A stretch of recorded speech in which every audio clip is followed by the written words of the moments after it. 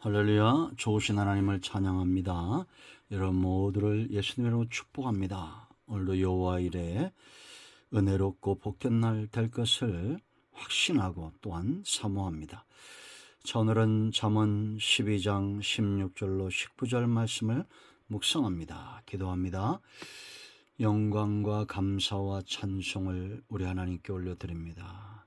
온 마음으로 하나님을 사랑하며 주의 음성 듣기를 사모합니다.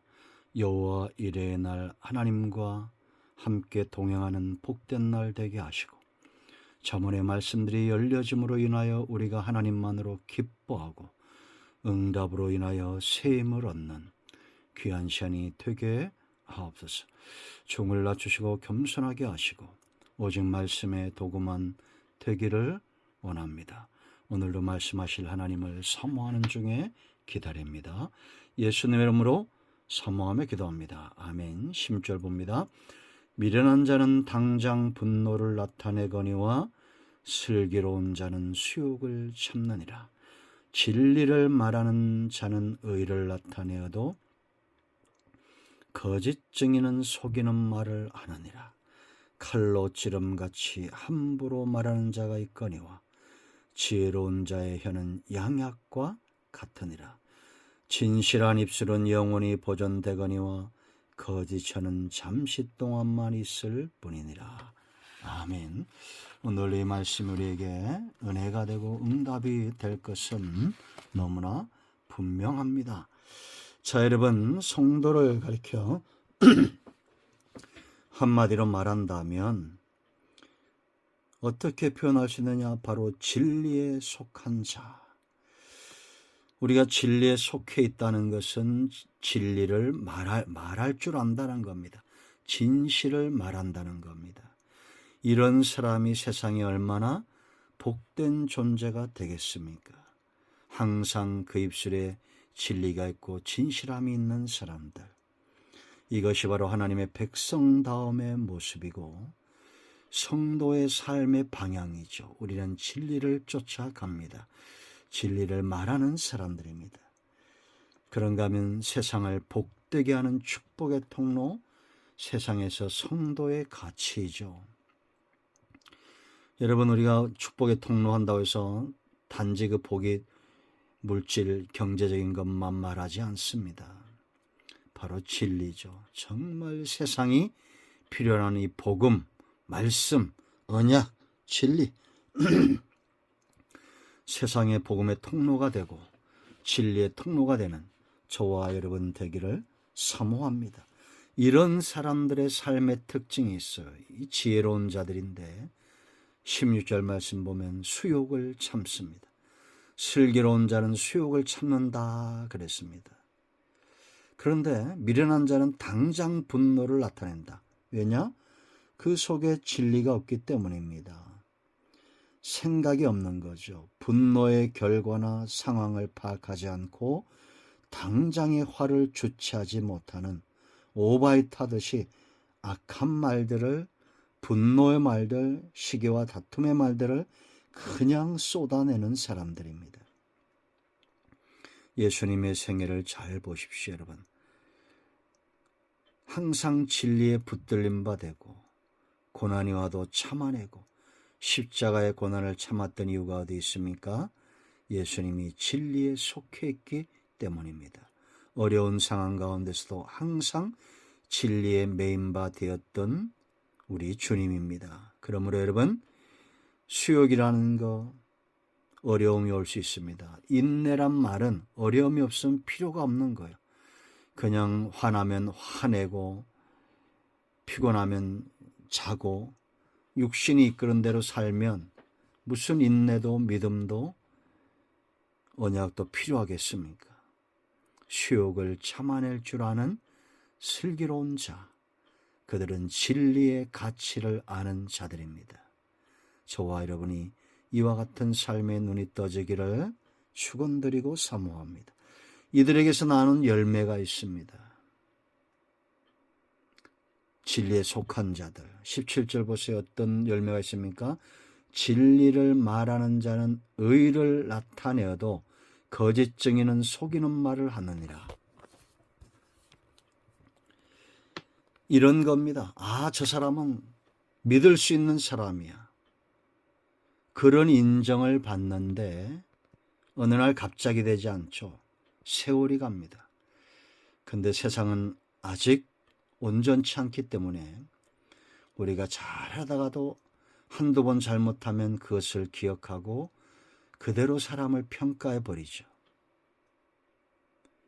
그러나 우리는 진리에 속한 자들입니다.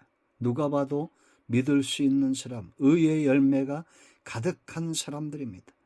여기에 말하는 자, 이것은 히브리 말로 야피한데 숨 쉬는 자, 이런 뜻입니다.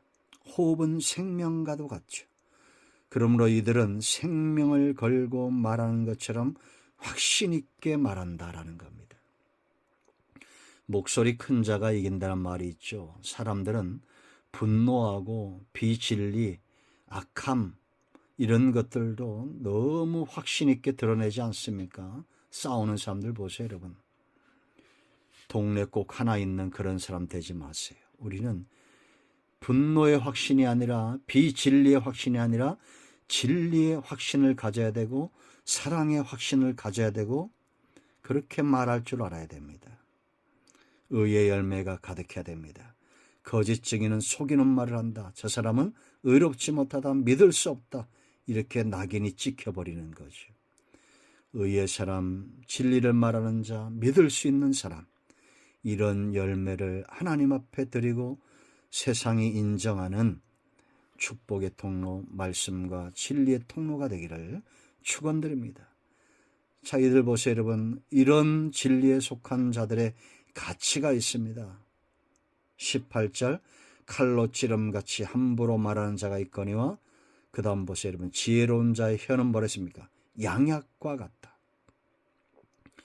말 한마디로 천냥빚을 갚는다는 말도 있는데 세상에도 있죠. 말 한마디도 사람들의 마음을 평안하게 하고 실제로 건강하게 하는 그런 말들이 있습니다.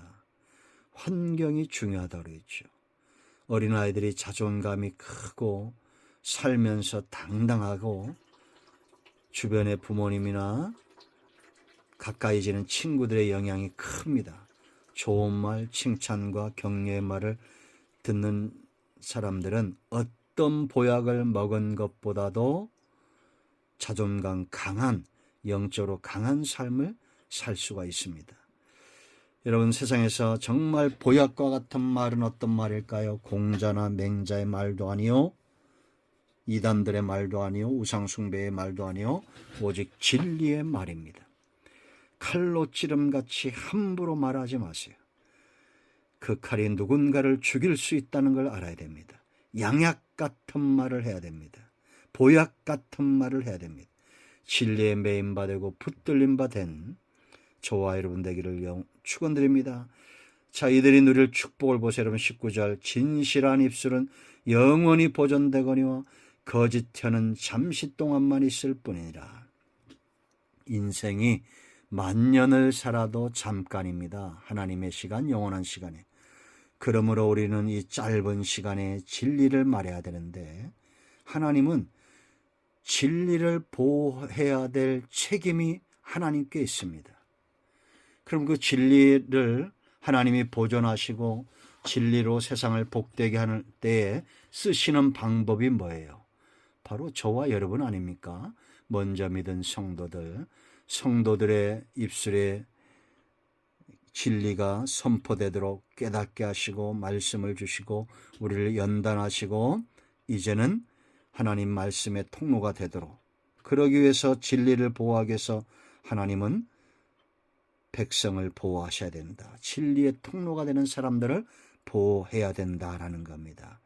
여러분, 영육간에 복을 받기 원하는 자들마다 하나님과 그 진리의 말씀에 매인바 되세요. 하나님이 보존하시는 사람, 하나님이 보호하시는 사람, 하나님이 평생에 함께 하시고 이끌어가는 사람, 그런 사람 되기를 축원드립니다. 매만 맞는 인생은 얼마나 불행합니까? 하나님의 보호를 받는 인생이 복된 인생입니다. 성도는 누구냐? 바로 진리에 속한 자들입니다. 기도합니다. 예수님의 이름을 의지하기도 합니다. 이 말씀대로 되게 하여 주시옵소서. 말씀과 진리의 통로가 되어 하나님의 영광을 드러내고 사람을 살리는 데 쓰임받기를 원합니다. 우리 가운데 마음이 상한 자, 병든 자 치유하시고 회복시켜 주시기를 원합니다. 예수님의 이름으로 사모하며 축복하며 취하며 기도합니다. 아멘. 예수 그리스도의 이름은 능력이 있습니다.